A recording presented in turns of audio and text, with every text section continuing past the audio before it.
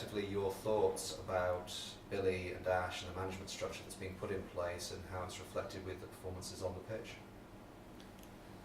I can't speak highly enough about Billy, Ash, the rest of the management team, and the group of lads playing. The loyalty from the players comes from the management team. Billy and Ash do what they do because they love doing it. There's no issues as far as that's concerned. Everything they've done is wonderful. When you consider that season on season they've generally got, if not the lowest budget in the league, certainly the second lowest budget in the league, and to have us where we are. Obviously we have a very good relationship with Harrogate Town, which helps no end.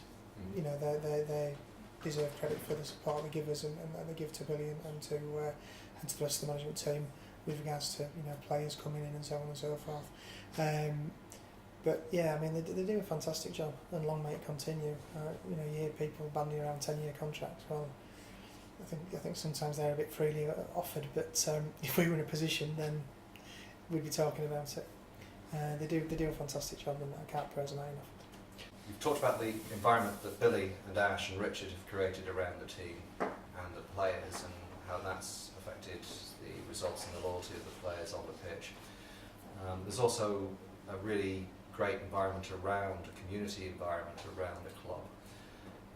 And there's a lot of people that come in, day out, and never get a mention at all.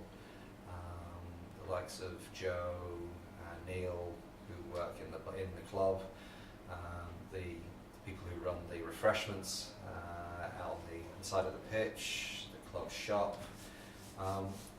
What's that like, being around that environment? What's it like working with those people and the people on the committee? The simple fact is, without those people, none of it would happen. The club wouldn't exist. We rely very, very heavily on volunteers, and without those volunteers, we just wouldn't be in operation. We couldn't be in operation. We have the guys that come down on a Saturday morning and look after the ground, make sure the ground's in a fit state. As you mentioned, we have volunteers that help out behind the bar with Neil, the refreshments people, the shop. Everybody is volunteers. Shep, who's our football secretary, volunteering. Mark, our media officer, volunteers. I volunteer. We're all volunteers, and there is very much a camaraderie around the place. There is very much I kind of put it in a few things, but it's very true. The attitude is very much one in all in. The events we put on, catering for 2,000 people on Bonfire Night, was down to the volunteers who were all here. And that's how we do it. That's how we go. And if people want to get involved with the club, you can never have too many volunteers. And there's a saying, and it's something along the lines of, volunteers don't get paid because they're worthless, they don't get paid because they're priceless. And it's absolutely true. And as I say, without them we wouldn't be able to do it. So I don't say it often enough, but I thank every one of them, because without them we're nothing. Right. And this year you've seen a marked increase in the use of social media and the websites. We've just acquired harrogaterailway.co.uk and therailfc.com. How important do you see those to the development off the field of the club's image online and through local media? Massively. The beauty of social media, for those that use it, it's free, and you can target an awful lot of people very, very quickly and very effectively. That is how we did Bonfire Night. As an example, we did a Bonfire Night the previous year. We didn't market it anywhere near the same as we've done this year. It was mainly just posters around the locality, and I think we had about 250 people came. This year we went for it properly on social media, and we had nearly 2,000. That shows you the impact social media can have. So it's a huge benefit to having our own websites, or the two web addresses which will point to the same website. I believe that's due to be up and running and fully operational just sometime during the close season. That will be a go-to place. We've got our Facebook page, we have the Twitter account. So we've basically covered, we're on Google Plus, so all manner of social media aspects are covered. So people can pretty much at the click of a button on their phone or the laptop or their iPad find out what's going on, and we can cover off all the events that are coming up, football matches that are coming up, right the way across the board. And it won't just be limited to the first team. We've got the reserve team, we've got the Harrogate Railway ladies, and the Harrogate Railway juniors we've already mentioned. They will all be a part of that. How important do you think it is to have the support of not only the internal structures to be able to market the club, such as through social media and the website, but how important is it to also have the support of the local media, local radio, local press, and also, you know, you've already touched on it, the support of the other Harrogate team, Harrogate Town. You know, how important are those things to Harrogate Railway?